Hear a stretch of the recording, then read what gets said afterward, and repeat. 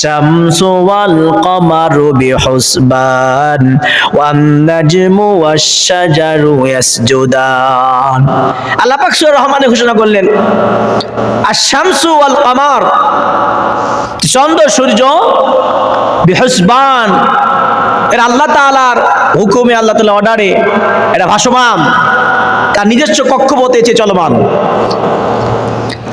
আর one নাজমু wash শাজারু ইয়াসজুদান, আর আসমানে যেই নক্ষত্র তোমরা দেখো, যে চাঁদ দেখো, এই গাছগাছালি দেখো, এগুলো আল্লাহ তাআলার দরবারে অলস টাইম সেজদা অবনত থাকে। আপনারা যদি কখনো কি অস্ট্রেলিয়া যান, অস্ট্রেলিয়া যাওয়ার পরে সিডনিতে দেখবেন একটা এলাকা আছে যেখানে জঙ্গল, ওই জঙ্গলে একটা গাছ আছে, যে গাছটিকে রুকু অবস্থায় আল্লাহ তাআলার দরবারে সিজদায় পড়ে আছে। এটা গাছ যদি আল্লাহর দরবারে সিজদায় পড়ে থাকতে পারে, আমি আপনি মানুষ কেন পারবো না ভাই? আল্লাহ পাক কোরআনে বলেন ইয়াউমা ইউকশাফু আন সাকিন ওয়া ইউদআউনা ইলাস সুজুদি ফালা ইয়াস্তাতিউন। দুনিয়ার বুকে যত মাখ পাখালি দেখো, যত গাছগাছালি দেখো, সবগুলো আমার মাওলা পাকের দরবারে সিজদায় পড়ে থাকে। সিজদা এমন একটা ফজিলত, সিজদা এমন একটা গুণ। আমেরিকার বৈজ্ঞানিক এই সিজদা নিয়ে গবেষণা করে নিয়ে এমন একটা ফলাফল বের করেছেন যে সিজদারত অবস্থায় মানুষ যখন আল্লাহর দরবারে সিজদা দেয়, দিনে যখন 5 বার রবের দরবারে সিজদা দেয়, তখন এই মানুষটা কালো হলেও সেই কালো মানুষটার চেহারার মধ্যে নূর চমকাতে থাকে।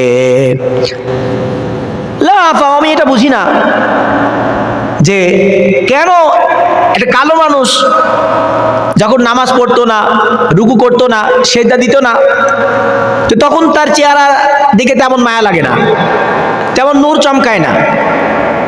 কিন্তু যখন ওই মানুষটা আল্লাহর দরবারে সিজদা দেয়, 5 ওয়াক্ত নামাজে সিজদা দেয়, তো মানুষটা কালো হতে পারে কিন্তু তার চেহারার মধ্যে একটা অলৌকিক নূর চমকায়, একটা লাবণ্যময় চেহারা জ্বলজ্বল করে।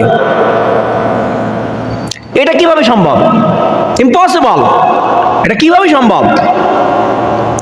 কালো মানুষ সিজদা দেওয়ার আগে তার চেহারাটা নূরহীন থাকে, দেখতে মনে চায় না, আর সিজদা দেওয়ার পর অটোমেটিক তার চেহারার মধ্যে নূর চমকায়।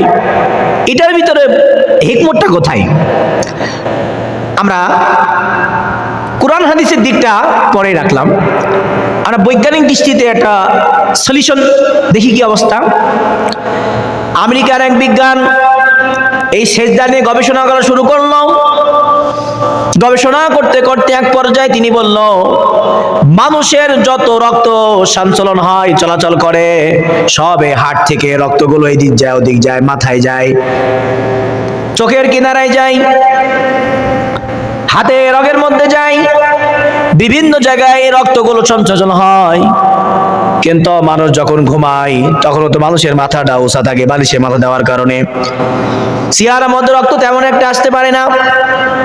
কিন্তু যখন এই বান্দাগুলো আল্লাহর দরবারে সিজদা দেয়, তখন এই বুকের হাড়ের রক্তগুলো সব রগের মাধ্যমে মানুষের চেহারার কাছে চলে আসে, যে কারণে এই বৈজ্ঞানিক দৃষ্টিতেও তার চেহারাটা আল্লাহ তাআলার রহমতে সুন্দর উজ্জ্বল চলে যায়। রূপ যদি কালো হয় তাহলে কি লাজ? রূপ যদি কালো হয় তাহলে কি লাজ? গুণ যদি ভালো হয় রূপের কি কাজ?